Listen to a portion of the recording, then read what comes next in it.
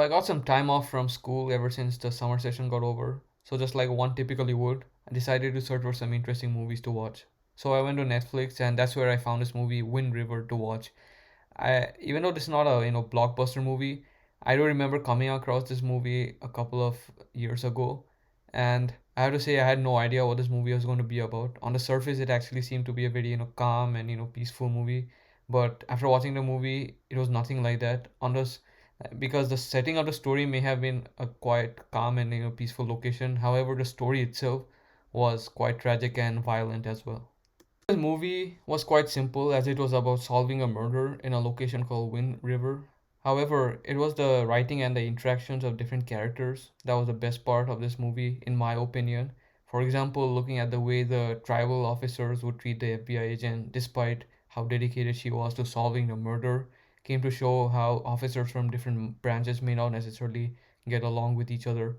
On top of that, the fact that only one FBI agent was sent to Wind River to solve the murder came to show how anything happening in the place of Wind River wasn't taken as seriously as it was supposed to. Necessarily say he carried the movie, but Corey Lambert really stood out to me, especially due to his dialogues. For example, scenes with him and characters like Jane or Chip really had some powerful dialogues. For example, when it comes to Chip, the scene with him in the car came to show the kind of relationship Corey had with Native American people despite not being one.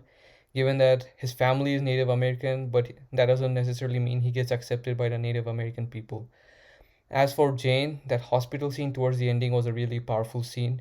It was a really powerful scene mainly because of how Corey explains her about surviving in Wind River being key more than anything else, which she did, which is why she was supposed to feel proud for being able to survive in a place like Wind River. On top of that, it was also quite emotional to see them both discuss about the woman who had to walk for 6 miles in the cold before she died. Speaking of the woman, Natalie, who died, it was quite tragic and gruesome to see what happened to her towards the end of the movie. I believe this movie was trying to send an important message through all this, which it did towards the end, which was that crimes that get committed towards the native people doesn't necessarily get filed, which then affects the native population as a whole. Knowing this was quite saddening. Now, I will say that Corey Lambert served Natalie justice in a very satisfying way by making Pete do the same thing, which was by making him walk out in the cold with bare feet. Killing him this way was a more satisfying way than to directly kill him. Overall, as tragic as the movie might have been, this movie clearly was a powerful movie given the message it had to give to the audience. And I will also say this movie was a satisfying movie at the end of the day, despite how simplistic the plot might have actually been.